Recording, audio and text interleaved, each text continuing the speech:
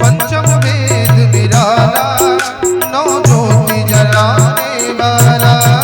ये अमर ग्रंथ ये मुक्ति पंथ ये पंचम वेद निराला, नव ज्योति जगाने वाला। ये अमर ग्रंथ ये मुक्ति पंथ ये पंचम वेद निराला, नौ ज्योति जलाने वाला। ओ नव ज्योति जगाने वाला, नव ज्योति जगाने वाला। हरि नाम यही हरि धाम यही, हरि नाम यही हरि नाम यही। जग मंगल की है आरती, पापियों को पाप से है आरती। श्री भागवत भगवान की है आरती, पापियों को पाप से है आरती। ये शांति गीत पावन पुनीत, पापों को मिटाने वाला, हरि दरस दिखाने वाला। ये शांति गीत पावन पुनीत, पापों को मिटाने वाला, हरि दर्श कराने वाला। ये शांति गीत पावन पुनीत, पापों को मिटाने वाला, हरि दरस कराने वाला। ओ हरि दर्श कराने वाला, हरि दर्श कराने वाला। वह सुख करने वह दुख हरने, यह सुख करने यह दुख हरने। श्री मधुसूदन के आरती। पापियों को पाप से है तारती, श्री भागवत भगवान की है आरती। पापियों को पाप से है तारती। ये मधुर बोल जग बोल सन्मार्ग दिखाने वाला, बिगड़ी को बनाने वाला। ये मधुर बोल सतपंथ खोल सन्मार्ग दिखाने वाला, बिगड़ी को बनाने वाला। ये मधुर बोल जग बंद खोल सन्मार्ग दिखाने वाला, बिगड़ी को बनाने वाला। ओ बिगड़ी को बनाने वाला, बिगड़ी को बनाने वाला। श्री राम यही हरि श्याम यही, श्री राम यही हरि श्याम यही प्रभु महिमा के आरती।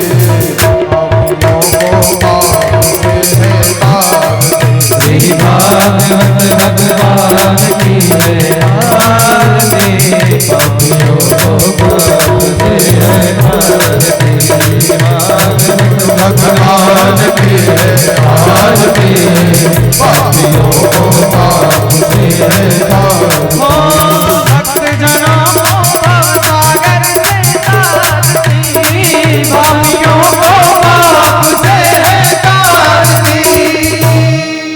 कर्पूर गौरम करुणावतारम संसार सारम भुजगेन्द्रहारम, सदा वसंतम हृदयारविन्दे भवम भवानी सहितं नमामि। त्वमेव माता च पिता त्वमेव, त्वमेव बन्धो च सखा त्वमेव, त्वमेव विद्या द्रविडं त्वमेव, त्वमेव सर्वं मम देव देव, त्वमेव सर्वं मम देव देव।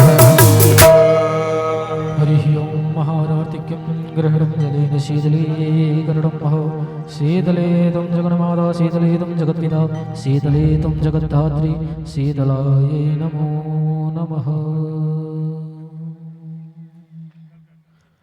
अथ पुष्पैः देवाभिवन्दनम्, आरोग्यार्थे आत्माभिवन्दनं महा। हरिः ओं महा। यज्ञेन यज्ञमयजन्त देवास्तानि धर्माणि प्रथमान्यासन्नादेहनाकं महिमानः, सचन्द्रजत्रपूर्वे शाध्याः सन्ति देवाः, नानासुगन्धपुष्पाणि यथा कालोद्भवानि च पुष्पाञ्जलिर्मया दत्त गृहाण परमेश्वर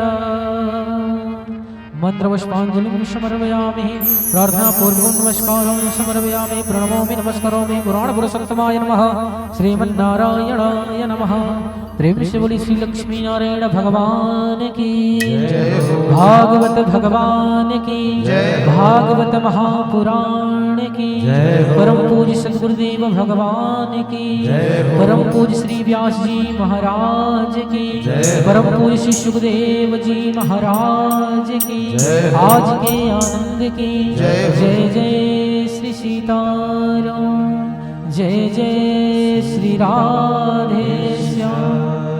उपस्थित सभी भक्त यथा स्थान विराजमान हो जाए और आप लोग परम पूज्य महाराज श्री के मुखार बिंद से भक्तिमयी रसमयी संगीतमयी श्रीमद् भागवत कथा का रसस्वादन करेंगे। ज्यादा समय न लेते हुए हम पूज्य गुरुदेव भगवान से प्रार्थना करेंगे, निवेदन करेंगे कि आप अपनी अमृतमयी मंगलमयी वाणी के द्वारा हम सब लोगों को, हम सब भक्तों को कृतार्थ करने की कृपा करें। जय जय श्री राधे जय जय श्री सीताराम।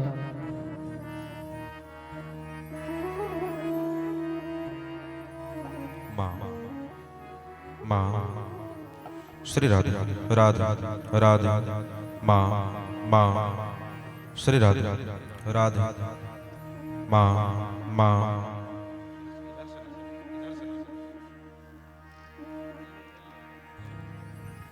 माँ श्री राधे राधे राधे राधे श्री राधे राधे श्री राम।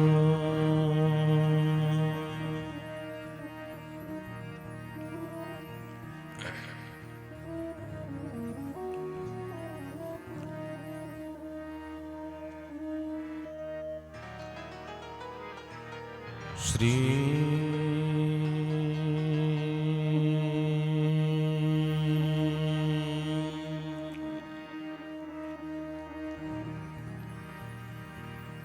श्री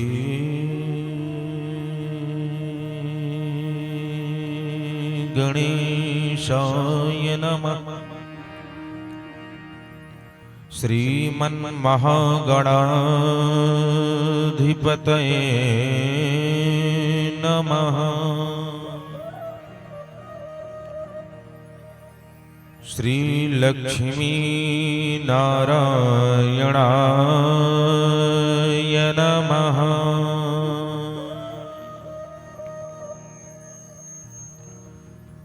श्री उमा महेश्वराभ्यां नमः।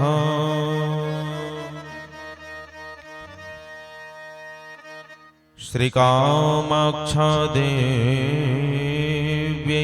नमः।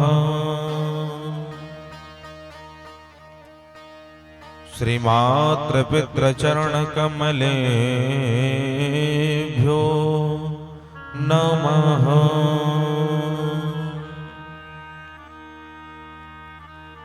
गुरुर्ब्रह्मा गुरुर्विष्णु गुरुर्देवो महेश्वरा।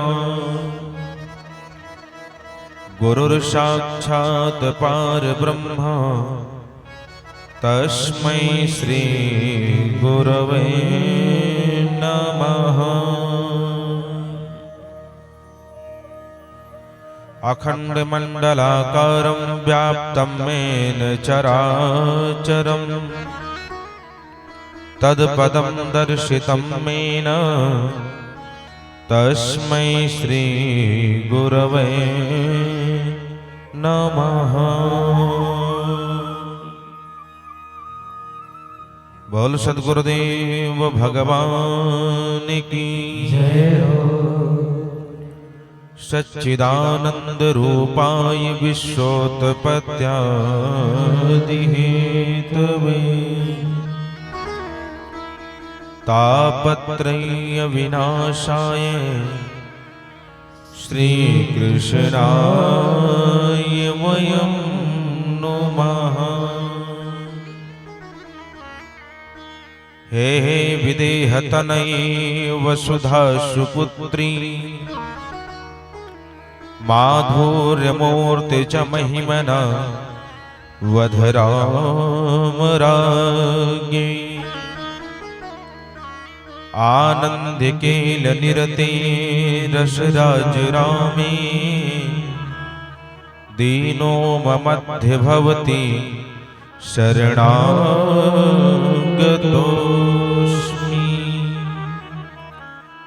सिया राम मैं सब जग जानी करहु प्रणाम जोरे जोग पानी। बोलो सीताराम भगवान की जय हो। अतुलित बलधामं हेमशैलाभदेहं धनुजीवनि कृशानं ज्ञानिनामग्रगण्यम् सकलगुणनिधानं वानराणामधीशं रघुपतिप्रियभक्तं वातजातं नमामि। श्री महावीर बिनवो हनुमाना नाम जासु जस पापो बखाना। बल बजरंग बलवान की कामाक्षी त्वं जगन्माता कामाक्षी त्वं जगत्पिता कामाक्षी त्वं जगद्धात्री श्री कामाक्षायै नमो नमः। बोल पराम्बा भगवती कामाख्या मैया की जय। अपने अपने घर की सबका हो को पीर तुम ही पीर सब घरन की धन्य धन्य रघुवीर जिनकी सेवा भाव से मुग्ध भई श्री राम ऐसे श्री बजरंग को मेरा बारंबार प्रणाम। मेरा कोटि निकोटि प्रणाम। राधे मेरी स्वामिनी मैं राधे कर दास जन्म जन्म मोहि दीजियो श्री वृंदावन वास। ये मन वृंदावन वास। बोलो राधे रानी सरकार की बंदहु श्री तुलसी चरण जिनकी हो जग काज कलि समाज बूढ़त लखो प्रगट हो शब्द जहाज प्रगट हो शब्द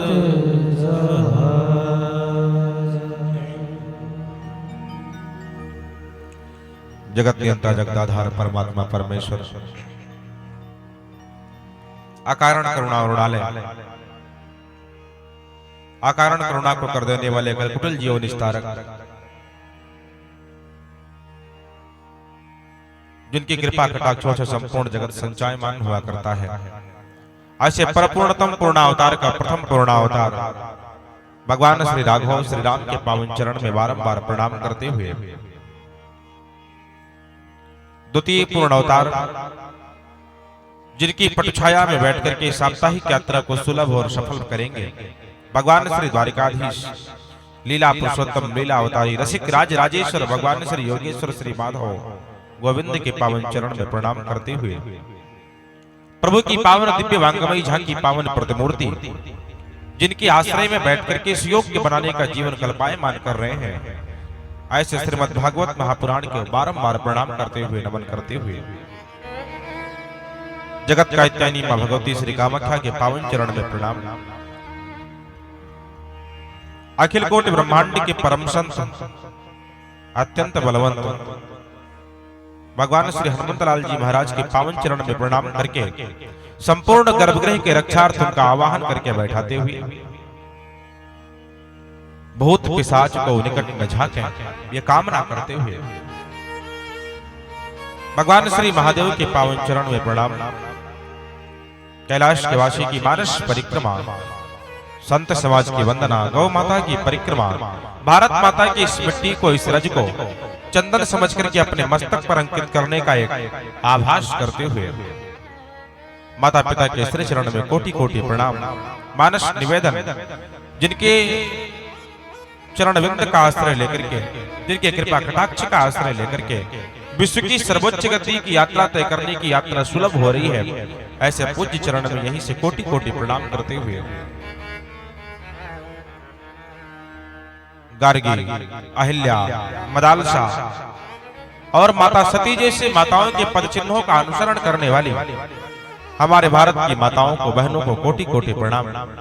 ध्रुव, प्रहलाद, सुदामा और कपिल जैसे महापुरुषों के चरणों का अनुसरण करने वाले हमारे भारत के वयोवृद्ध, हमारे भारत के भविष्य पावन कर्णधारीवान सबका हृदय से आभार व्यक्त करके मंडल वेदी का आवाहन, प्रत्यक्ष देवी देवताओं का प्रणाम, ग्राम देवी देवता, गृह देवी देवता, कुल देवी देवता, स्थान देवी देवताओं का प्रणाम और अधिक समय न लेकर के सीधे गोविंद की इस पावन कथा में, माधव की इस विराट कथा में डूबने और जुड़ने का प्रयास हम सब लोग एक साथ में मिल करके करें।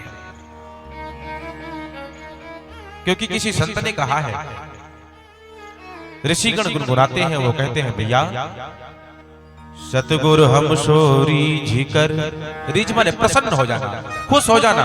जब कोई ऋषि प्रसन्न होता है, जब कोई संत प्रसन्न होता है तो करता क्या है कि सतगुरु हम सोरी झिकर कहो एक प्रसंग, और होता क्या है, वर्षा बादल प्रेम का भीग गया, प्रेम रूपी वर्षात होती है माई बाप और सारे अंग उसमें भीग जाते हैं। कृष्ण रूपी वर्षात में हम अपने आप को सिंचित कर लिया करते हैं, अपने जीवात्मा को, जिह्वा को सिंचित कर लिया करते हैं। इसलिए उनकी कथा की ओर आगे बढ़े। एक घड़ी आधी में पुनियाद, तुलसी संगत संत की कटहि कोटि अपराध। यदि एक क्षण का भी सत्संग मिल गया ना तो हमारा आपका जो जीवन है यह सार्थक हो जाएगा, धन्य हो जाएगा। तो जो भी समय मिला इनकी कथा में बिताएं, इनकी कथा में प्रवेश करें। वैसे भी आज पहला दिन है, हम लोग बहुत लेट हो गए। कथा विश्राम के समय आरंभ कर रहे हो, लेकिन किसी ने सच कहा है, ये राम रूपी यात्रा है और राम की यात्रा में पहले कठिनाई आते हैं। ये मैं नहीं कह रहा हूँ, श्री गोस्वामी जी ने अपने मानस में लिखा है। बाबा कहते हैं भैया यही सर आवत अति कठिनाई, राम कृपा बिनु आई न जाई। इस मार्ग में आने में बड़ी कठिनाई है। राम के मंदिर में जाने के लिए, कृष्ण के मंदिर में जाने के लिए यही सर आवत अति कठिनाई। कांटे चुभेंगे, पत्थर लगेंगे, जलती हुई बालू की रेत मिलेंगी, तपती हुई धूप मिलेंगी, पैर में कंकड़ चुभेंगे हो। लागहि अति पहाड़ कर पानी, दुसह बिरह नहीं जात बखानी। कुछ कंटक मग काकर नाना, चलत पयादे बिन पद त्राना। नंगे पैर चलना पड़ेगा हो, कहा राम के मार्ग में। बड़ी कठिनाई है। यही सर आवत अति कठिनाई। बोले फिर आएंगे कैसे, कहा राम कृपा बिनु आए न जाए। राम की कृपा के बिना राम के मंदिर में नहीं आ सकते। इसलिए पहले राम के मंदिर में प्रवेश करने के लिए, कृष्ण के मंदिर में प्रवेश करने के लिए 2 बार उनके नाम का उच्चारण करना पड़ेगा। अच्छा, आराम भी कहीं अलग नहीं है। गोविंद के कथा में, राम की कथा में आराम भी है। यहाँ पे जितने लोग बैठे हैं ना, माताएं, बहनें, बुजुर्ग, युवा, जो भी बैठे सब आराम चाहते हैं, आराम की ढूंढ में है, आराम की तलब में है। पूज्य राजेश्वरानंद जी महाराज ने बड़ी सुंदर एक पंक्ति दोहराई थी। वो कहते हैं, भैया अगर आराम चाहते हो ना, आराम की तलब है तो एक काम कर। अगर आराम चाहते हो, आराम की तलब है तो एक काम कर। बोले करें क्या? कहा आराम की शरण में राम राम करो। राम की शरण में आकर के राम राम करो माई बाप, वही पे आराम है। इसलिए आराम की ओर चलें, इनकी कथा में प्रवेश करें। उसके पूर्व अपने तन, मन और वाणी को पवित्र करें। पहले कथा श्रवण करने के अधिकारी बनाए, क्योंकि कुछ चोर हैं जो शरीर के भीतर घुस करके बैठे रहते हैं। वो हमको आपको राम से दूर करते हैं। बोले है कौन? तो श्री गोस्वामी जी ने कहा, भैया काम, क्रोध, मद, लोभ, मात्सर्य, ये पंच माया रूपी चोर ऐसे चोर है ना जो शरीर के भीतर होते हैं। और जब तक शरीर के भीतर काम होता है तब तक राम आता नहीं है। जब मैं था तब हरि नहीं। मैं माने अहंकार, मैं माने काम, मैं माने क्रोध, मैं माने लोभ, मैं अरुमोर तोरते माया। अहंकार जब तक मैं था तब तक राम नहीं था। जब मैं था तब हरि नहीं, अब हरि है मैं ना। क्यों?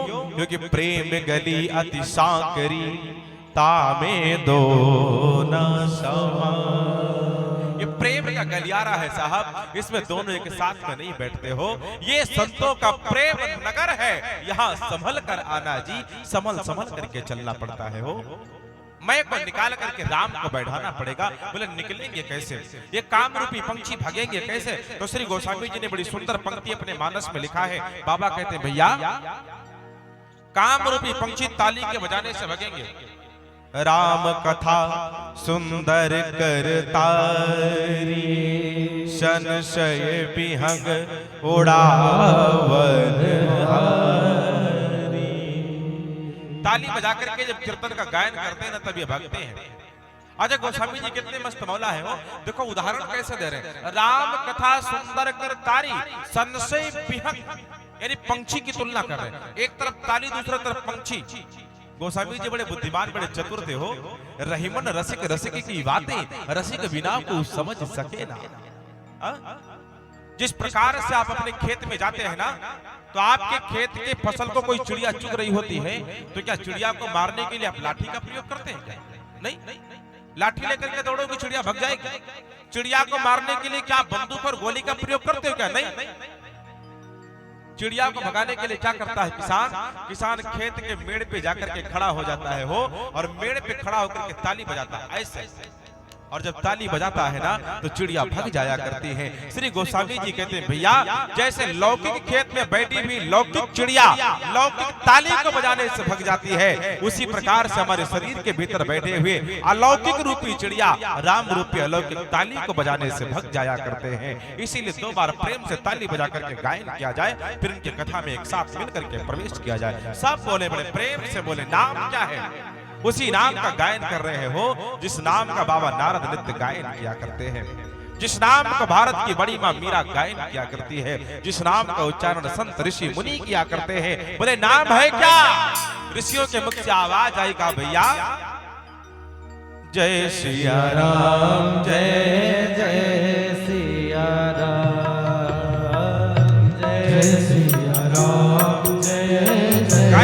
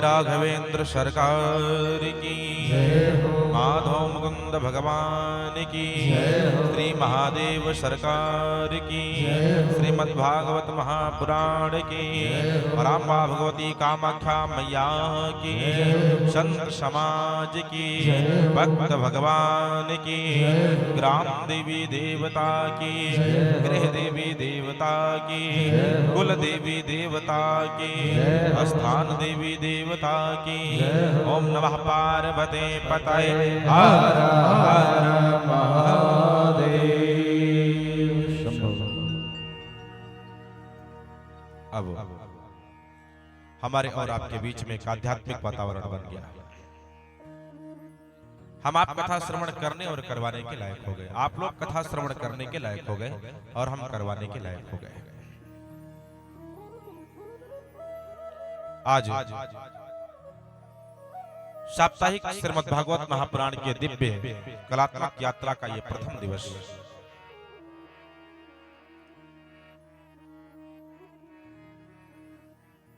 हमारे संत हमारे ऋषि मुनि कहते हैं, भैया जिस स्थान पे कथा का प्रवाह होता है, सत्संग का प्रवाह होता है ना, वो स्थान साधारण स्थान नहीं होता, वो देव भूमि हो जाया करती है, देवलोक हो जाया करता है। बैठे हुए नर श्रोता समुदाय सब देव स्वरूप हो जाया करते हैं। और ये मैं नहीं कह रहा हूं, श्री गोस्वामी जी ने भी अपने मानस में स्पष्ट किया है। वो कहते हैं, भैया धन्य घरी सोई जहाँ सतसंगा धन्य लोक जग पावनी गंगा। वो क्षण, वो समय, वो भूमि, वो स्थान धन्य हो जाया करते हैं। और हमारे संत ऋषि मुनि तो यहाँ तक कहते हैं भैया कि जहाँ तक इस ध्वनि विस्तारक यंत्र की आवाज जाती है ना, जिन व्यक्ति के कर्णमूल को ये आवाज पवित्र करती है ना, वो सारा प्रांगण धन्य हो जाया करता है। करवाता तो कोई एक है, आयोजक तो कोई एक है, यजमान तो कोई योग एक है, लेकिन एक बात बताएं, सुनने की जो क्षमता है ना, सुनने की जो छूट है ना, हमारे ऋषियों ने सबको दे रखी है। और जिसने भी सुन लिया ना, वो सब के सब धन्य हो जाते हैं। किसी भी भाव में सुन लें, अगर भाव में सुन लिया तब तो तरना ये निश्चित तय हो गया। अगर कुभाव में सुन लिया ना, बहुत सारे व्यक्ति ईर्ष्यावश सुनते हैं, अगर ईर्ष्यावश भी एक बार सुन लिया ना, तो मैं नहीं कह रहा हूं, श्री बाबा जी कहते भैया कि भाव कुभाव अनख आलस जपत सदा मंगल देशी दस। अगर भाव में सुन लिया तब भी मुक्ति है हो, और यदि कुभाव में सुन लिया तब भी मुक्ति है। जिस प्रकार से गंगा में स्नान करने के बाद में गंगा का एक प्रताप है, दरस परस मज्जन अरूपाना हर ही पाप का वेद पुराना। गंगे तो दर्शनार्थ मुक्ति। हमारे ऋषिगण कहते हैं माता गंगा का दर्शन कर लिया जाए, स्पर्श कर लिया जाए, स्नान कर लिया जाए, मज्जन कर लिया जाए तो मुक्ति मिलती है। और हमारे संत, हमारे ऋषि मुनि बड़े भावुक हैं, बड़े आह्लादित हो, तो यहाँ तक कह देते स्नार्थी चा स्पर्श मुक्ति। अगर कोई स्नान करके आ रहा हो ना, तो उसको एक बार स्पर्श कर लेने से भी मुक्ति है। जिस प्रकार से गंगा में स्नान करने के बाद में गंगा समस्त पापों का क्षय कर दिया करती है, ठीक उसी प्रकार से भागवत महापुराण को सुनने के बाद में जन्म जन्मांतर के युग युगांतर के सारे पाप अपने आप क्षय हो जाया करते हैं। इसीलिए व्यक्ति को जीवन में सब कुछ मिलता है हो, लेकिन कथा श्रवण करने का जो समय है ये बहुत कम मिल पाया करता है। इसलिए आज मैं इस घड़ी को प्रणाम कर रहा हूँ, इस भूमि को प्रणाम कर रहा हूँ। ये पावन ग्राम दलेलाबाद का आयोजक के रूप में, मुख्य यजमान के रूप में हमारी माता जी सामने बैठी हैं, हमारे भैया सामने बैठे हैं। नाम तो मुझे सबका नहीं पता, एक नाम मेरी जिह्वा पर रट गया, हमारे पिंटू भैया का, जो ठीक सामने बैठे। और जरा देखिएगा, आयोजक जो होता है ना, जो आयोजक आयोजन करवाता है, उसकी भूमिका होती कहाँ है? वो सारी व्यवस्था को तान करके खड़ा करता है ना, और अंत में बैठता कहाँ है? भूमि पे ही बैठता है, क्योंकि उस समय वो परमानंद की प्राप्ति में होता है। तीन प्रकार के आनंद व्यक्ति के जीवन में बताए गए हैं, आनंद, ब्रह्मानंद और परमानंद। तीन प्रकार के आनंद हैं और तीन प्रकार के विरह आंसू। एक आनंद होता है, एक परमानंद होता है और एक ब्रह्मानंद होता है। और तीन आंसू होते हैं, एक विरह के आंसू होते हैं, एक वेदना के आंसू होते हैं और एक वंदना के आंसू होते हैं। मैं आपको सच बताऊं, आप जाकर के पिंटू जी के पास में देखना, उनकी आंख में आंसू जरूर होंगे, और आंसू ये विरह के नहीं है, ये वेदना के नहीं है। आज उनकी आंख में निकले हुए आंसू वंदना के आंसू होंगे, क्योंकि आज परमात्मा की कथा, परमात्मा के पांडाल सज चुका है, इसलिए वंदना के आंसू से ग्रसित होंगे। ब्रह्मानंद की प्राप्ति में बैठे होंगे। जिस प्रकार से किसी व्यक्ति के जीवन में पुत्र प्राप्ति ना हो रही हो और अचानक पुत्र की प्राप्ति हो जाए ना, तो जिस आनंद को व्यक्ति अनुभूत करता है, वही आनंद एक यजमान अपने जीवन में अनुभूति में लाता है। दशरथ के पास में कोई कमी नहीं थी, चक्रवर्ती सम्राट थे, पुत्र की प्राप्ति भई तो आनंद कौन सा मिला सबको पता है। अरे मैं नहीं कह रहा, श्री गोस्वामी जी ने भी अपनी मानस में लिखा, वो कहते भैया कि दशरथ पुत्र जन्म सुनी काना, दशरथ पुत्र जन्म सुनी काना, दशरथ पुत्र दशरथ पुत्र जन्म सुनिकाना, दशरथ पुत्र जन्म सुनिकाना, मानव ब्रह्मानंद समाना, मानव ब्रह्मानंद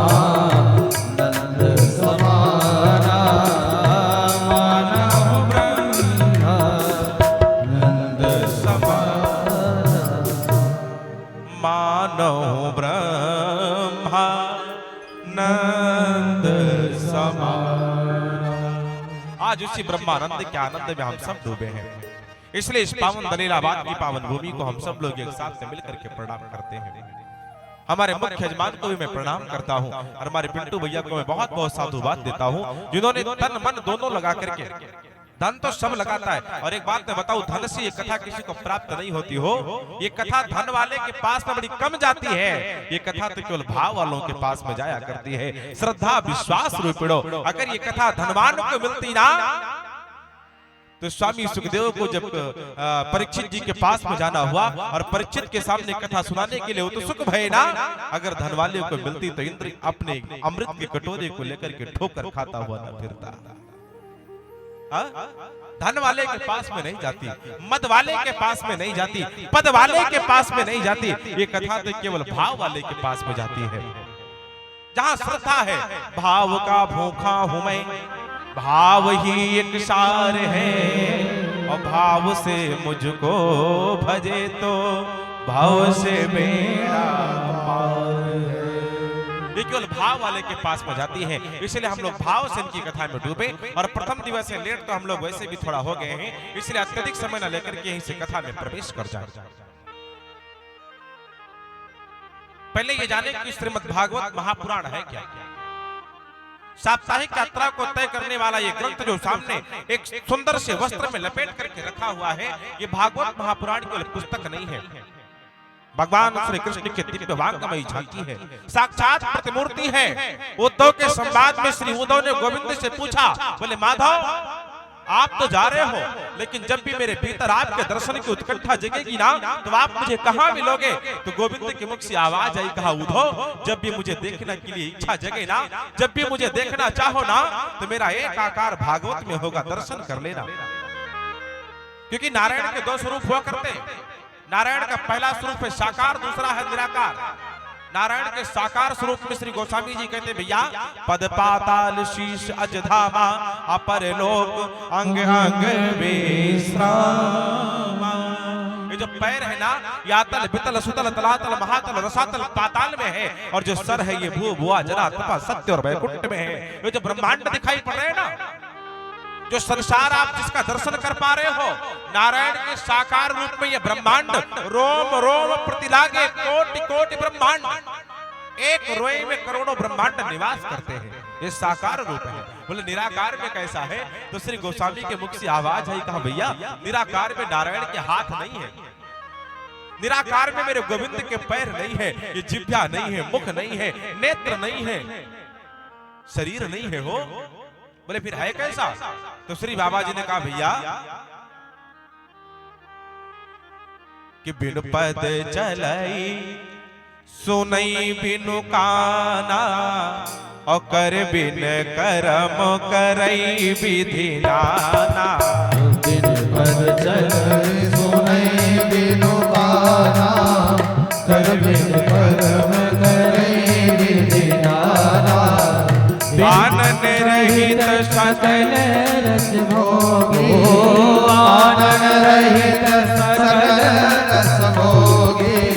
बिनु बानी भक्ता बड़ जोगी, बिनु बानी भक्ता बड़ जोगी, बिनु बानी भक्ता बड़ जोगी। कहा बिनु पद चलाई सुनई बिनु काना, और कर बिन करम करई विधि नाना। बिना पैर के चलता है, बिना हाथ के समस्त कर्मों को करता है, बिना आंख के देखता है, बिना नासिका के सुगंध को लेता है, और बिना जिह्वा बिना वाणी के बोलता है। और हम जैसे तुच्छ वक्ताओं की भांति नहीं हो, वक्ता बड़ जोगी, बहुत बड़ा वक्ता है। ये नारायण का निराकार स्वरूप है, और निराकार स्वरूप में मेरे नारायण साकार प्रतिबिंब की तरह श्रीमद् भागवत महापुराण में समाहित है। इसलिए जो भागवत है ना, ये केवल देखने मात्र पुस्तक नहीं है, रखने मात्र वाली पुस्तक नहीं है। ये भागवत चुनरी में बांध करके कपड़े में लपेट करके घर के अलमारी में रख दिया जाए, उस 100 पीस की पुस्तक नहीं है। हो ये भागवत अध्ययन की पुस्तक हुआ करती है। ये भागवत हमको आपको मरना सिखाती है। दो साकार रूप हुए हैं नारायण के। नारायण का दो पूर्ण अवतार है, एक रामा अवतार जो मर्यादा पुरुषोत्तम का है और दूसरा कृष्णा अवतार जो लीला पुरुषोत्तम का है। मर्यादा पुरुषोत्तम में आता है तो मर्यादा के स्तंभ को गढ़ता है, जीना सिखाता है, किस प्रकार से व्यक्ति को जीना चाहिए राम सिखाते हैं। और जब लीला पुरुषोत्तम में आता है ना तो किस प्रकार से व्यक्ति को मरना चाहिए। भागवत मुझे मरना सिखाती है और रामायण मुझे जीना सिखाती है। लेकिन दुख है, एक बात की प्रसन्नता है कि मेरा भारत अध्यात्म की ओर आगे बढ़ रहा है। आज प्रत्येक घर में रामचरितमानस पाए जाते हैं, इसकी प्रसन्नता है।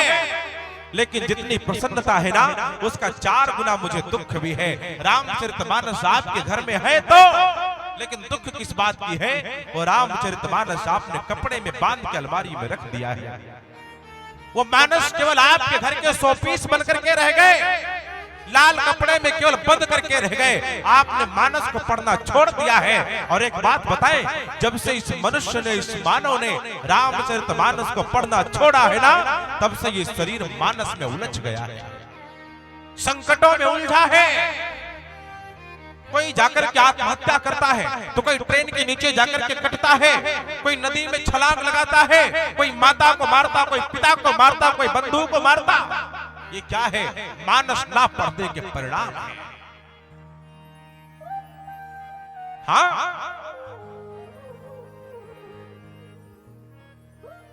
स्वामी श्री सूत जी कहते हैं भैया, श्रीमद् भागवत महापुराण गोविंद के एक रस का स्वरूप है, गोविंद के भावुक स्वरूप है श्रीमद् भागवत महापुराण। ऐसे भागवत जी में हम लोग प्रवेश करें और यहीं से कथा के अध्यात्म को बनाएं। समय को बिल्कुल देखते हुए, क्योंकि समय किसी का इंतजार करता नहीं है। सुंदर सिखवन सुनहु हमारा, दिवस जात नहीं लागहि बारा।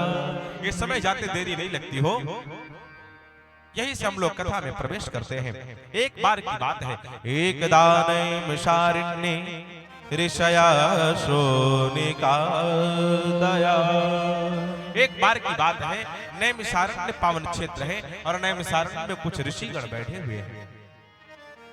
नैमिष आप लोग जानते हैं ना, नैमिषारण्य। कितने लोग नैमिषारण्य गए, जरा हाथ उठाएं। बस नैमिषारण्य आप लोग जाइए। जो लोग नैमिषारण्य गए हैं ना, उनको पता होगा नैमिषारण्य में एक चक्र तीर्थ है। उसका दर्शन भी आपने किया होगा, स्नान भी आपने किया होगा, जल का मज्जन भी आपने किया होगा। और हमारे ऋषिगण कहते हैं, शास्त्रोक्त प्रमाण है कि जो नैमिषारण्य के चक्र तीर्थ का दर्शन करता है ना, उसको बार बार आने और जाने के जो चक्र है, इससे मुक्ति मिल जाया करती है, परोक्ष मोक्ष की प्राप्ति कर लिया करता है। इसलिए नैमिषारण्य आप अवश्य जाइए। ज्यादा दूर भी नहीं, ये सीतापुर जिले में पड़ता है। आप सुबह यहाँ पर अगर बस में बैठेंगे तो पहुंच करके रात्रि में प्रयास करेंगे तो स्नान करके वापस भी आ सकते हैं। और वैसे भी बीच बीच जाना चाहिए, गंगा स्नान, धर्म क्षेत्र, पुण्य क्षेत्र, वहां तो जाना चाहिए। धर्म क्षेत्र में इसीलिए जाना चाहिए क्योंकि व्यक्ति के द्वारा निरंतर कोई न कोई पाप होता रहता है। और यदि हमारे द्वारा नित्य पाप हो रहे हैं ना, तो पाप मिटते कहाँ हैं? अन्य स्थाने कृतम पापम धर्म स्थाने विमुच्यते। अन्य स्थान पर किया गया पाप धर्म स्थान पे जब पहुंचते हैं ना, तो क्षय हो जाया करता है। क्यों? क्योंकि वहां पर देव शक्तियां उसको काट करके भिन्न भिन्न कर देती है। इसलिए आप जाया करें। हाँ, अच्छा, यहाँ पर हमारे युवा लोग ज्यादा बैठे हैं, जवान लोग, तरुण लोग ज्यादा। अब ये लोग, बहुत सारे लोगों की भ्रांति अभी नहीं, तीर्थ यात्रा अभी नहीं जाना, फिर कब जाना? कहा जब थोड़ा वृद्धावस्था आ जाए। अरे यात्रा करने के लिए पूरा जीवन पड़ा, ऐसा लोग कहते हैं। नहीं, यात्रा करने का जो सुगम क्षेत्र है ना, जो सुगम मार्ग है, वो तो जवानी है माई बाप। लेकिन जवानी को हम लोग श्रृंगार में डुबाते हैं, जवानी को श्रृंगार में मिटा देते हैं। अभी छाया जवानी का नशा बड़े मगरूर रहते हो। अभी छाया जवानी का नशा बड़े मगरूर रहते हो।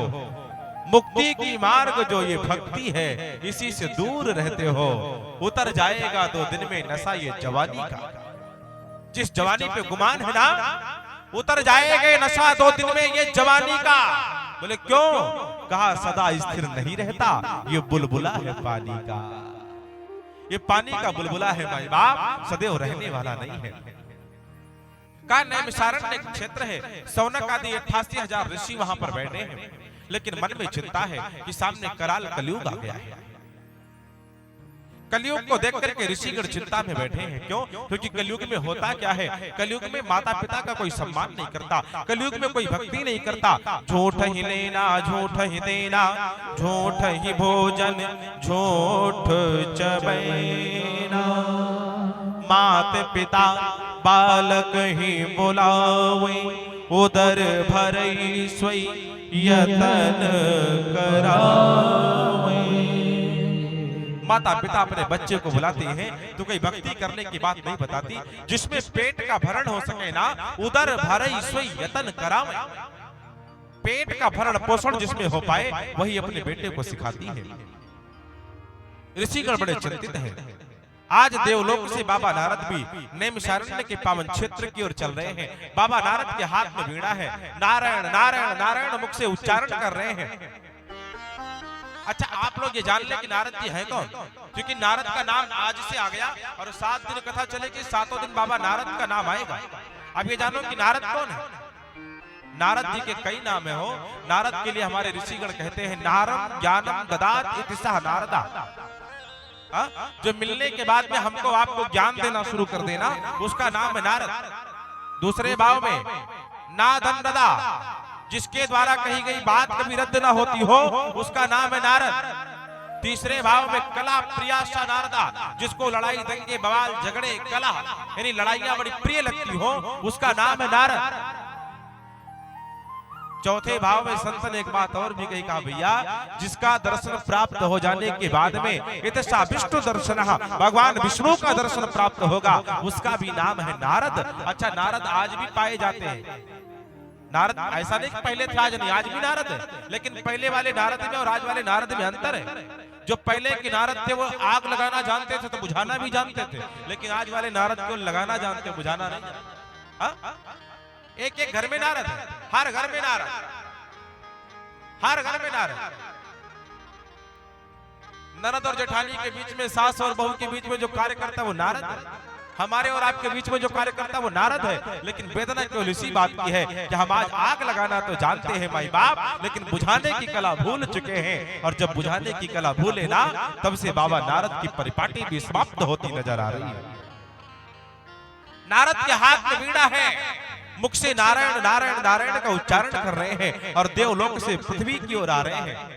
बाबा नारद भूमि पर आए और जैसे आगे चलना चाहा ना, नारद की आंखें चौंधिया गई। नारद जी चौंक गए। नारद जी को दिखाई क्या पड़ा, जिस गली से बाबा नारद जा रहे हैं ना, उसी गली में नारद जी ने देखा, नारद को बड़ी सुंदर एक बात दिखाई पड़ी। एक कुटिया सामने है और कुटिया के बाहर लिखा है बैरागी बाबा, त्यागी बाबा, जिनका धन से कोई लेना देना नहीं, एकदम त्यागी बैराग की अवस्था में जो रहते हैं। अरे नारद जी ने विचार किया, आवाज चल करके इनके साथ में भक्ति करते।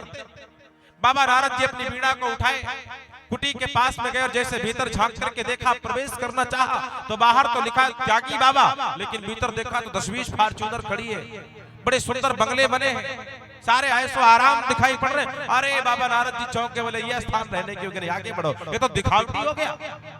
नारद जी थोड़ा सा और आगे बढ़े, नारायण नारायण नारायण करते करते थोड़ा और चले। बाबा नारद को एक दूसरी कुटिया दिखाई पड़ी। कुटी के बाहर लिखा है ब्रह्मचारी बाबा। नारद जी ने विचार किया, ये मेरे लिए सुंदर कुटी है। ब्रह्मचारी बीड़ा को कंधे पे रखे कुटी के भीतर जैसे प्रवेश करना चाहा ना, तो बाहर तो लिखा है ब्रह्मचारी, लेकिन जब भीतर झांक करके देखा तो बाबा के बच्चे किलकारी मार करके क्रीड़ा कर रहे, खेल रहे। अरे नारद जी ने देखा ये भी झूठ है, और आगे बढ़ो। नारद जी थोड़ा सा और आगे चले तो दूसरी कुटिया दिखाई पड़ी। कुटी के बाहर लिखा है मौनी बाबा। भीतर प्रवेश करना चाहा तो बाबा नारद ने देखा वो संत जिनके लिए मौनी लिखा है, वही संत बड़ी तेजी से अपनी पत्नी अपने बच्चे को झगड़ रहे, मार रहे, पीट रहे। अरे नारद जी ने विचार कर लिया, सब दिखावटी हो गया, जहां भी देखो सब तरफ मिलावट है, और आगे बढ़ो। बाबा नारद जी थोड़ा सा जब और आगे बढ़े ना, अब तो नारद को और विचित्र बातें दिखाई पड़ी। और नारद जी ने देखा क्या, नारद जी ने देखा कि घर में अब तो बहू का राज्य हो गया है। तरुणी प्रभुता गे श्याल को बुद्धिदायका, घर में बहुओं के राज्य हो गए, तरुणी प्रभुता के। वो बहू जिसको सास के आदेशों का पालन करना चाहिए ना, आज वो बहू अपने घर में राज्य कर रही है। बाबा नारद जान गए कि कलयुग आ गया है, थोड़ा सा और आगे बढ़े ना तो नारद जी को दूसरी विचित्र बात दिखाई पड़ी। और दिखाई क्या पड़ा? सियाल को बुद्धिदायका। जिस घर में अभी तक राय मशविरा सलाह भाई दिया करता था, उस घर में राय साले साहब दे रहे हैं, पत्नी का भाई दे रहा है। और एक बात मैं आपको बताऊं, जिस घर में साले का आना जाना ज्यादा हो जाए ना, राय मशविरा ज्यादा हो जाए ना, तो हमको आपको समझ लेना चाहिए कि अब उस घर को बिगड़ने में, उस घर को मिटने में देरी नहीं है। और ये मैं नहीं कह रहा हूं, हमारे पूर्वज पहले कहा करते थे, आपके पूर्वज पहले कहा करते थे, वो कहते थे भैया दीवाल बिगाड़े आरो। ये जो दीवाल दिखाई पड़ रही है ना, अगर दीवाल में ज्यादा अलमारियां कटवा दोगे तो दीवाल कमजोर हो जाएगी। हाँ? जैसे दीवाल में ज्यादा ताखे कटवाए गए तैसे दीवाल कमजोर।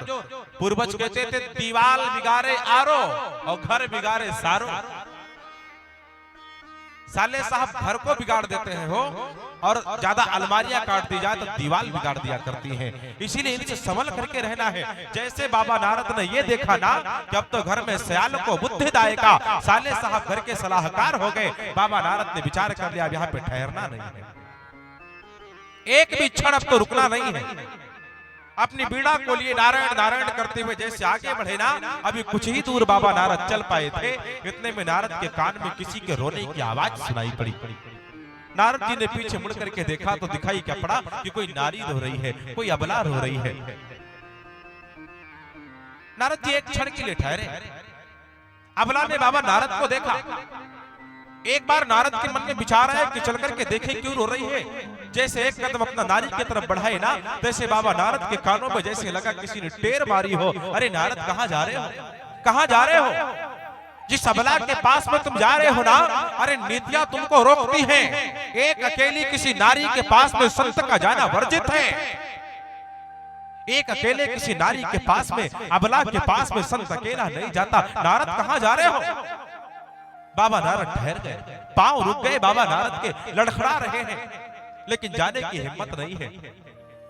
नारद जी पीछे मुड़े और अपने मार्ग की ओर जैसे आगे बढ़े ना, तैसे रोती हुई अबला ने आवाज दिया बाबा नारद को, बोले बाबा भो भो साधु क्षणम तिष्ठ मम चिंता पुनाशे दर्शनम तव लोकस्य सर्वथा हरम परम। भो भो साधु क्षणम तिष्ठ, ए संत रुक जाओ, क्षणम तिष्ठ, एक क्षण के लिए रुक जाओ। ए बाबा रुक जाओ, ए नारद जी रुक जाओ, एक क्षण के लिए रुक जाओ, केवल एक क्षण के लिए रुक जाओ। बाबा नारद जी रुके हैं। अबला ने बाबा नारद को बुलाया, बोले बाबा एक क्षण के लिए मेरे पास आ जाओ। अरे मैंने तो सुना कि आप संत हैं, और संतों के लिए तो कहा गया है पर कारज के कारण साधु न धरा शरीर। संत तो परोपकार के लिए जिया करते हैं बाबा, और आप मुझे छोड़ के जा रहे हैं। आज बाबा नारद अबला के पास में गए हैं। जैसे जाकर के अबला के पास में खड़े भय ना, नारद ने देखा कि एक नारी जो तरुण है, एकदम जवान, वो रो रही है, और बगल में दो पुरुष लेटे हैं, वृद्ध हो गए हैं, दोनों सो रहे हैं। नारद ने पूछा, कहा माँ ये दोनों कौन है? आज भक्ति के मुख से आवाज आई, कहा बाबा नारद मेरा नाम भक्ति है। अहम भक्ति ऋत ख्यातो इमो में तनयो मतो ज्ञान वैराग्य नामनो काल योगेन जर जरो। अरे बाबा मेरा नाम भक्ति है। दोनों बगल में जो पुरुष लेटे हैं ना, ये मेरे पुत्र हैं। एक का नाम ज्ञान है और एक का नाम वैराग्य है। अरे नारद जी चौंक गए, ये दोनों आपके बेटे? बोले हाँ। आप इनकी मां? बोले हाँ। अरे नारद ने कहा ये उल्टा कैसे हो गया? आज तक मैंने अपने जीवन में ना तो कभी देखा है, ना तो कभी सुना है, और ना तो कभी पढ़ा है कि माँ एकदम जवान हो और बेटे बुढ़े हो जाए। आज ये मैं पहली बार देख रहा हूँ। ऐसा हुआ कैसे? भक्ति के नेत्र में आंसू आ गए। हाथ को जोड़ा, हाथ जोड़ करके नारद को उत्तर दिया, कहा बाबा कल योगेन, कली के प्रताप से, कलयुग के प्रताप से हो गया है। मेरे उपाय का कोई मुक्ति का कोई उपाय बताओ, कोई मार्ग बताओ। बाबा नारद ने हाथ जोड़ा, कहा मां ये बताओ कि आप आई कहां से, आपका आगमन यहाँ तक हुआ कैसे? अगर ये आपके बेटे दोनों वृद्ध है ना और एकदम मूर्छित होकर के लेटे, तो यहाँ तक आए कैसे? व्यक्ति ने हाथ जोड़ा, कहा नारद उत्पन्ना द्रविड़े शाहम प्रध्यम कर्णाटके गता कुचिन्न महाराष्ट्रे गुर्जरे जीर्णता यता। अरे बाबा, द्रविड़ प्रांत में मैं पैदा हुई हूँ, प्रत्यम कर्नाटके गता, कर्नाटक तक मेरी थोड़ी थोड़ी वृद्धि भई है। उसके बाद में जब आगे में चली ना, आगे चली तो गुजरात प्रांत तक आते आते आप देखते रहे मेरे बेटे जर्जर हो गए, एकदम वृद्ध हो गए, मूर्छित हो गए और मैं तरुण हो गई। ये कलयुग का प्रताप नहीं तो और क्या है? इसीलिए हमारे ऋषि मुनि कहते भैया आगे जो युग आने वाला है ना, ये कलयुग, अभी तो कलयुग का केवल पहला चरण चल रहा है, कल युगे करीब प्रथम चरण है। जब इसका दूसरा चरण लगेगा, तीसरा चरण लगेगा, चतुर्थ चरण लगेगा ना, तो स्थिति बड़ी भीषण हो जाएगी। ये व्यक्ति की लंबाई कितनी होगी पता है? जो व्यक्ति आज 5 फीट 6 फीट का हो रहा है, 4 फीट का हो रहा है, ये कितना बड़ा होगा पता है? बरसात में गूंदे के पेड़ उगते बिल्कुल इतने बड़े। आप लोगों ने देखा होगा ना, सफेद छतरी जैसे देखा है। हमारे ऋषि मुनि कहते हैं, और यदि आपको पढ़ना हो तो आप आज ही जाइए विश्राम सागर को उठाइए, स्पष्ट उसमें वर्णित है। उसी वृक्ष के नीचे व्यक्ति बैठ करके छाव लेगा। अब आप विचार कर लीजिए कि व्यक्ति की लंबाई कितनी होगी हो। जब वृक्ष की लंबाई इतनी बड़ी है तो व्यक्ति कितना लंबा होगा? आयु केवल 10 वर्ष की शेष बचेगी।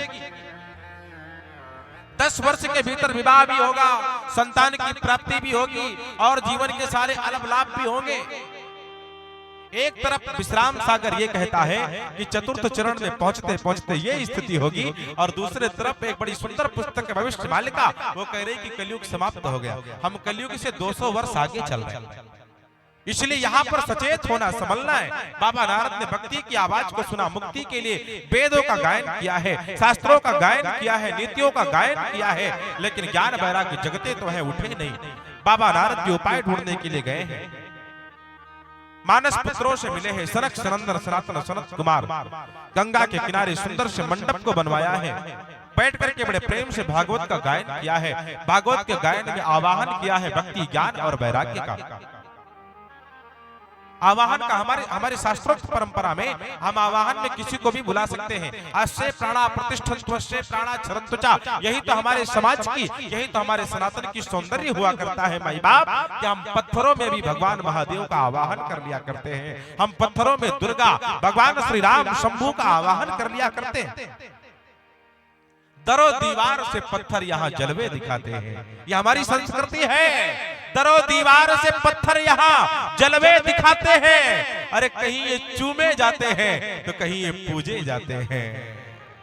हमारी संस्कृति में इनको हम पूजते हैं। हो आवाहन करके भक्ति ज्ञान वैराग्य को बुलाया है, बड़े प्रेम के साथ में साप्ताहिक यात्रा को सुनाया है, साप्ताहिक श्रीमद् भागवत महापुराण का श्रवण करवाया है। 7वें दिन की कथा जब विश्राम भई, आरती के थाल को सजाया है, और जैसे आरती करके जयकारा लगाया ना, बोल भागवत भगवान की जय हो, तैसे भक्ति ज्ञान और वैराग्य ताता थैया करके नृत्य करके उसी पांडाल में नाचने लगे। बाबा नारद की आंखों में आंसू आ गए। सनक सनंदन सनातन सनत कुमार प्रेम से नाचने लगे, प्रेमाश्रु से भर गया, नेत्र बिंदु ढरक रहे हैं। क्यों? क्योंकि आज भक्ति ज्ञान और वैराग्य का उद्धार भया है। स्वामी श्री सूत जी कहते हैं भैया श्रीमद् भागवत महापुराण के महात्मा का ये पहला महात्मा है। उसके बाद में आगे चल करके दूसरे महात्मा में धुंधकारी, आत्मदेव और धुंधली की कथा आती है। उसके बाद में कथा श्रवण करने की विधि आती है, कब श्रवण करना चाहिए, किससे श्रवण करना चाहिए, किसके मुख से श्रवण करना चाहिए, कैसे श्रवण करना चाहिए, महीना कौन सा होना चाहिए, विधि व्यवस्था क्या होनी चाहिए, ये सारी चर्चा भी आगे महात्मा की कथा में आती है। और वो सारी चर्चा भी हम और आप कल के पावन मेला में बैठ करके पुनः श्रवण करेंगे, क्योंकि समय जो है 6 बजे का है और हम लोग वहां तक पहुंच ही गए। अच्छा, दिन में तो आज हम लोग देख रहे थे बड़ी तेज की तूफान हवा भी चल रही थी, लेकिन कोई नहीं, राम जी की कथा, राम यात्रा को आज तक कौन रोक पाया है? कृष्ण की यात्रा, सनातन की यात्रा तो सुनामी चल रही है। और अभी भी जिनको देखना हो महाकुंभ पे एक बार नजर उठा करके देखना। कुंभ विश्राम हो गया 26 तारीख को, आज इसमें 5 तारीख हो गए। 2 उधर ले लिया जाए, 5 इधर, 7 दिन विश्राम हुए हो गया हो, लेकिन उसके बाद भी आसपास के 2-4 जिला अभी भी डिस्टर्ब है। एक सुनामी चली थी, महाकुंभ ने ये दिखा दिया माई बाप, जो हमारे देश को आंख दिखाते हुए फिरा करते थे ने, महाकुंभ ने उनको बताया है देश के लोगों, ये भारत की विद्रोहियों, ये सनातन के द्रोहियों, सबको नहीं उठना है। यदि कुंभ में बैठे हुए नागा भी एक बार उठ गए ना, तो तुम्हारे देश का नामो निशान मिटा करके रख देंगे। यही तो हमारे देश के सौंदर्य है, यही तो हमारे सनातन धर्म की महानता है। आज तक कभी सनातन की यात्रा रुकी नहीं है। इसीलिए तो किसी ने कहा है, गली गली में ऐलान होना चाहिए, हर मंदिर में राम होना चाहिए, मिलने के बाद में इतना तो गुणगान हो, जब मिले एक दूसरे से तो जय श्री राम होना चाहिए, केवल जय श्री राम। तो हम लोग कल की पावन बेला में पुनः बैठेंगे और बैठ करके महात्मा की चर्चा को श्रवण करते हुए इनकी कथा में प्रवेश करेंगे। जो लोग आज की इस दिव्य बेला में उपस्थित हुए हैं, उनका मैं बहुत बहुत साधुवाद देता हूँ, बहुत बहुत धन्यवाद। देखिए प्रथम दिवस है, प्रथम दिवस लेट हो ही जाता है, क्योंकि पूजन पाठ की भी विधि व्यवस्था होती है। कल से पूरा नियम से चल जाएगा। कल आप लोग ठीक 2 बजे यहाँ पर उपस्थित होंगे, 2 से 6 ये कथा प्रवाहित होगी। आपसे विनम्र आग्रह हम ये करेंगे कि आप लोग ये बिल्कुल न देखें कि महाराज जी बैठ करके हरिओम करें तब चले। हमारे भागवत महापुराण में ये कहा जाता है कि महाराज के आने से पहले, व्यास के आने से पहले श्रोता को पहुंचना चाहिए। व्यास का आगमन और प्रस्थान दोनों का दर्शन करके जब श्रोता जाता है ना, तब उसके जीवन का पूर्ण फल उसको प्राप्त हो पाता है। तो कल से आप लोग ठीक 2 बजे उपस्थित होंगे। और अच्छा, ये समय व्यक्ति को जीवन में मिलेगा कब दोबारा, ये भी कुछ तय नहीं है। कोटि जन्म के पुण्य जब उदय होई एक संग, और छोटे मन की मलिनता तब भावे सत्संग। व्यक्ति के करोड़ों जन्म के पुण्य जब एक साथ में उदय होते हैं ना, तब हमारे आपके जीवन में कथा प्राप्त हो पाती है। हाँ, सिनेमा हॉल तक तो निकल करके प्रत्येक व्यक्ति जाएगा, अपने कमरे में बैठ करके, ड्रेसिंग रूम में बैठ करके टीवी हर व्यक्ति देख पाएगा, लेकिन राम रूपी कृष्ण रूपी छटा देखने के लिए मन का निर्मल होना, राम की कृपा का होना परम आवश्यक है। बिना इनकी कृपा के ये संभव नहीं है। इसलिए कल से पावन बेला में, अच्छा आज आप लोग को थोड़ा मोटा थके भी होंगे, क्योंकि कल कलश यात्रा जो थी, मैं देख रहा था, मुझे लगता करीब 7 किलोमीटर लंबा आप लोग चले ना, 7 किलोमीटर चले हो। अच्छा, उसमें भी धूप बहुत ज्यादा। अच्छा, कल भी मैं उसके लिए भी क्षमा चाहता हूँ, हमारी वजह से बड़ा लेट हो गया। 2 घंटे विश्राम, 2 घंटे इंतजार करना पड़ा, प्रतीक्षा। मैं प्रतीक्षा किसी को करवाता नहीं हूँ, लेकिन हमारे यहाँ धाम पे परसों यानी कि 3 तारीख को एक बहुत बड़ा आयोजन था। 3 कन्याओं का विवाह, धर्म संसद और एक विराट भंडारे का आयोजन। उसमें हम लोग 1 महीने से पूरा डिस्टर्ब थे। पूरे फरवरी माह कोई कार्यक्रम नहीं किया। उस कार्यक्रम को करके रात्रि में 2-3 बजे तक उस विधि व्यवस्था में लगे रहना, 3-4 दिन से सही से निद्रा को न लेना। और कल हम सुबह उठे, तुरंत समय से यहाँ के लिए निकलने ही वाले थे, इतने में कुछ मीडिया के बंधु पहुंच गए, उनके लिए रुके, उसी में विलंब हो गया। लेकिन उसके पश्चात भी हम टाइम से अच्छा, मेहनत आप ही नहीं कर रहे, हम भी कर रहे हैं। हाँ, इतने ग्रसित हुए ना, इसीलिए मैं कहता हूँ कृष्ण की पूरी कृपा हुआ करती है, राम की पूरी कृपा हुआ करती है। अगर आप श्रद्धा के साथ में लगे तो अपनी पूरी कृपा करता है। मुझे ऐसा लग रहा था कि शायद मैं कथा का गायन ही ना कर पाऊं, क्योंकि मेरा स्वास्थ्य एकदम अस्वस्थ हो गया। कार्यक्रम को लेकर के एकदम अस्वस्थ, बुखार से भी 3 दिन से पीड़ित हो गया, और बुखार इतना ज्यादा आ गया ना कि ओठों में पटके निकल आया। हाँ, आज भी जब घर से निकला तो सूरज जी में सोते हुए आया, यहाँ पे आकर के जगा हूं। और परसों जब कार्यक्रम विश्राम हुआ तो हमने रक्तदान भी कर दिया। वो रक्त वाले भी 1 बोतल लेकर के हमारे शरीर का खून भी लेकर के चले गए। तो मैं वैसे भी थोड़ा सा कमजोर था, लेकिन मुझे ऐसा लगता है कि नहीं, जहाँ पे राम की ताकत होती है, जहाँ पे कृष्ण की ताकत होती है, जहाँ पे सनातन की ताकत होती है, वहां पर सारी शक्तियां फीकी हो जाया करती हैं। जब राम अपनी कृपा करता है तो राम कृपा वाले मानव की जय जयकार और वही विजेता बना करता है। इसलिए कल से हम लोग ठीक 2 बजे बैठेंगे, 2 से 6 की कथा का गायन करके अपने जीवन को धन्य करेंगे। बोल बाल कृष्ण लाल की जय हो। सभी लोग शांति व्यवस्था बनाए रखेंगे। हम चाहेंगे कोई एक सुंदर सा पद श्रवण करने, थोड़ा सा हम भी चिंता मुक्त होवे, और उसके पश्चात हम लोग आरती की ओर आगे बढ़ेंगे। सब लोग आरती प्रसाद को लेकर के अपने धाम पे प्रवेश करेंगे। सभी लोग शांति व्यवस्था 2 मिनट के लिए बनाए रखेंगे।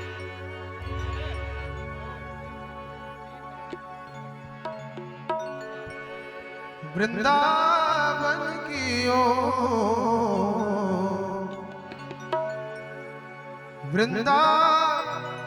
वन की ओर चलो मन वृंदावन की ओर चलो मन वृंदावन की ओर चलो मन वृंदावन की ओर चलो मन वृंदावन की ओर वृंदावन की ओर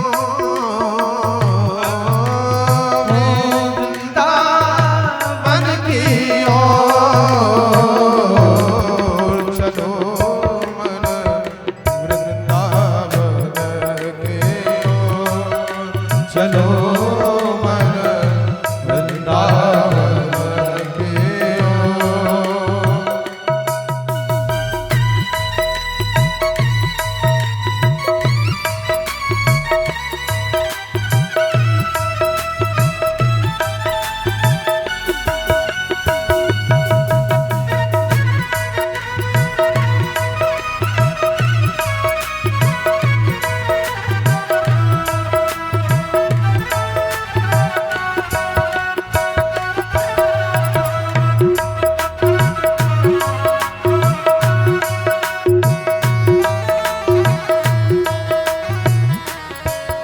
प्रेम का रस जहाँ छलके है प्रेम का रस जहाँ छलक है प्रेम का रस जहाँ छलके है प्रेम का रस जहाँ छलक कृष्ण नाम से हो कृष्ण नाम से हो चलो मन वृंदावन बाकी बिहारी लाल की जय। चलो मन वृंदावन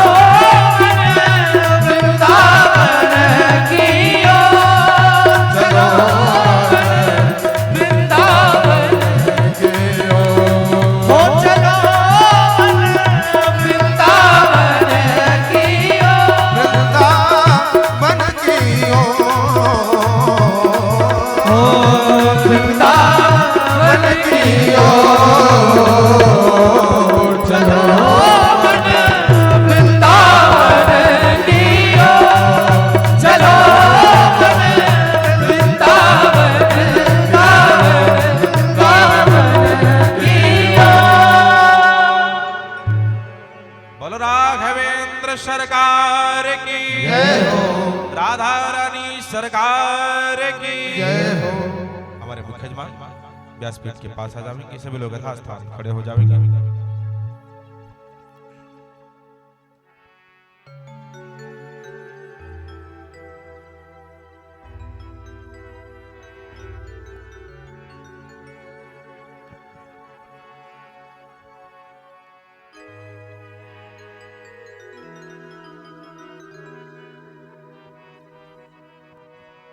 हरिओम। सभी भक्त यथास्थान खड़े हो जाएंगे। हमारे मुख्य यजमान जी आप सपरिवार और हमारे पिंटू भैया आप भी मंच मंदिर पर पहुंचे, भगवान की मंगलमय आरती को करें। यजमान परिवार के सभी सदस्यों से निवेदन, आप लोग आकर के भगवान की मंगलमय आरती को करेंगे।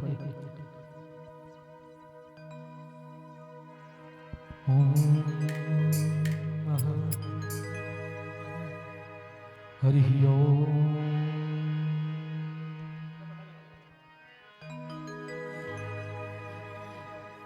हरि ओम। चंद्रमा मनसो जातश्चक्षुः सूर्यो अजायत श्रोत्राद्वायुष्य प्राणस्य मुखादग्निरजायत एतत्तो हविः प्रजननं मे अस्तु दशमेरगो सर्वगणगो स्वस्तेः आत्मशनि प्रजा शनि पशु शनि लोक शनि अभय शनि अग्निं प्रजां बहुलां मे करो त्वन्नं भयो रेतो असमाश्युधत्त।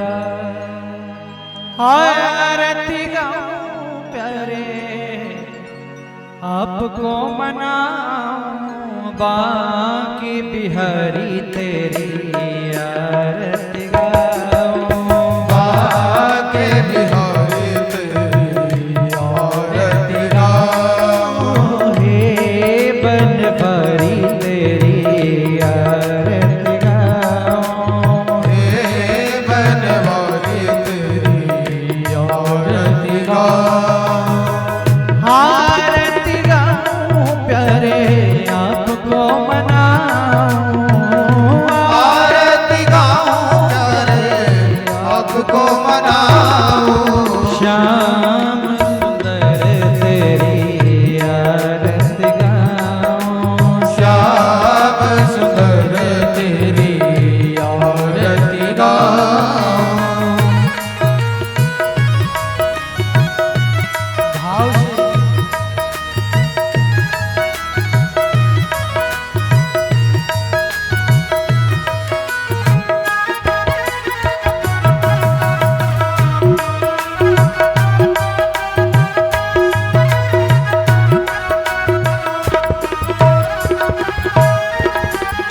चरणों से निकली है गंगा प्यारी, चरणों से निकली है गंगा प्यारी, जिसने सारी दुनिया तारी है, जिसने सारी दुनिया तारी, मैं उन चरणों के दर्शन पाऊं,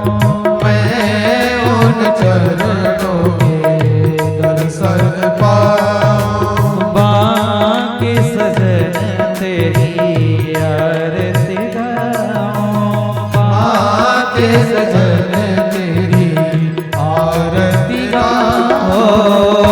मोरे मुकुट प्यारे शीस पे सोहे, मोर मुकुट प्यारे शीस पे सोहे। प्यारी बंसी मेरो मन मोहे, प्यारी बंसी मेरो मन मोहे। देख छवि बलिहारी मजाओ, देख छवि बलिहारी मजाओ।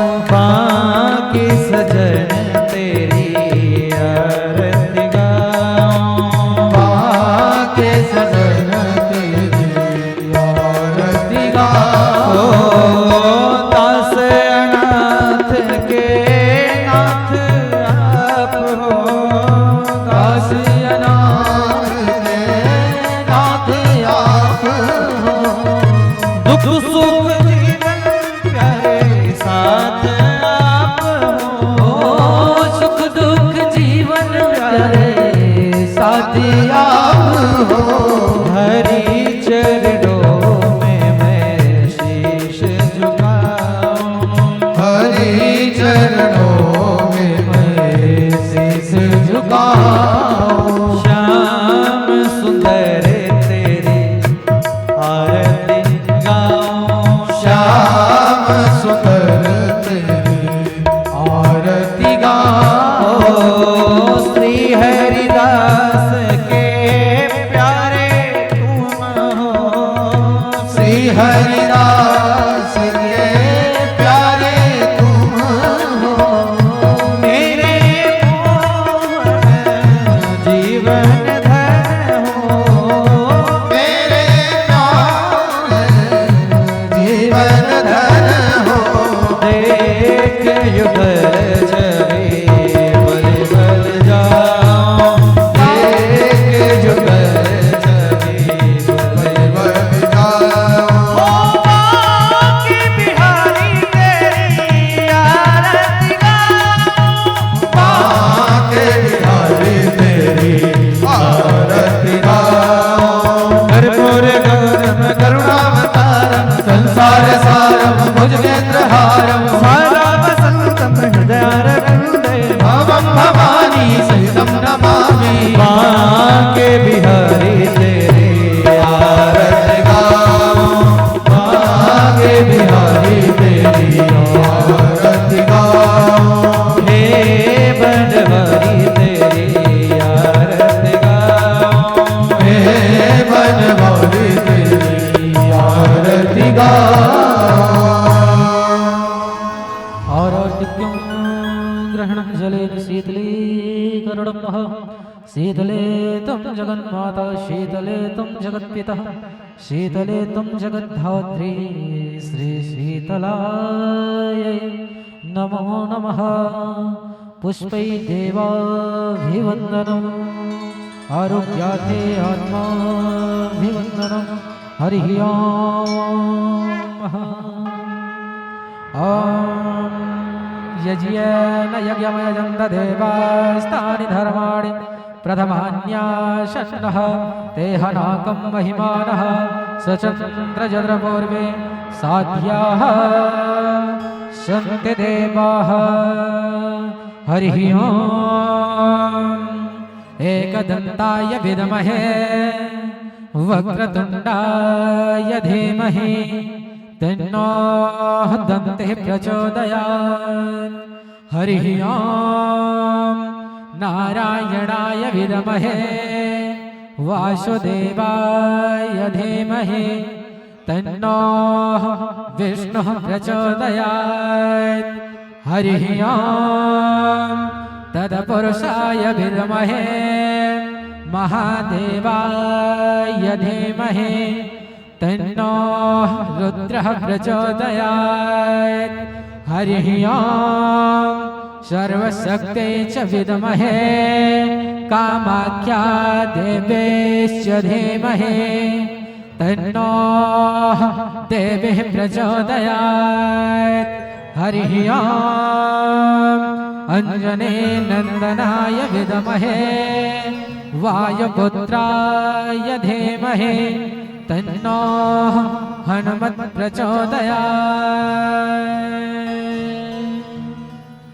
सेवन्तिकाब्जकुलचम्पकपाटलाब्जे पुन्नागजातिकरवीररसालपुष्पैः बिल्वप्रवालतुलसी दलमालतीभिः तां पूजयामि परमेश्वर मे प्रसीद तां पूजयामि जगदीश्वर मे प्रसीद। नाना सुगन्धपुष्पाणि यथा कालोद्भवानि च पुष्पाञ्जलिर्मया दत्ता गृहाण परमेश्वर। सुमन सुगंधित सुमनलय सुमन सुगंधि विचार पुष्पांजलि अर्पण करो हे नाथ करो स्वीकार। चरण कमले समंत्र पुष्पांजलि समर्पयामि प्रार्थना पूर्वक नमस्कारान् समर्पयामि प्रणमामि नमस्करोमि पुराण पुरुषोत्तमाय श्रीमन्नारायणाय नन्दनन्दनाय नमः।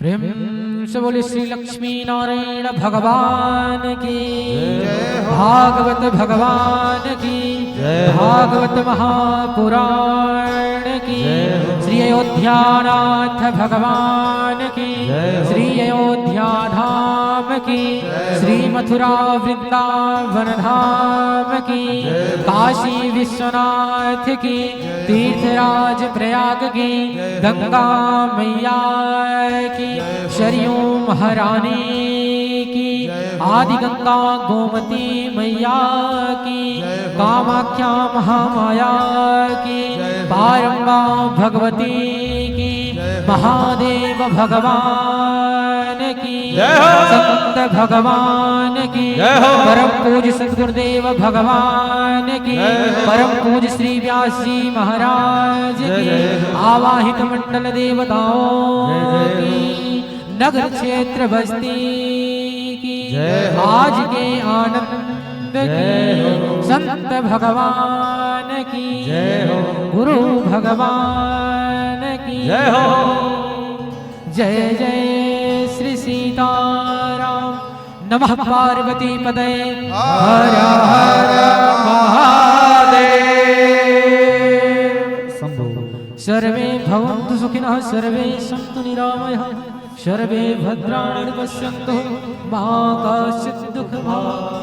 हरिः ओम शान्तिः शान्तिः शान्तिः।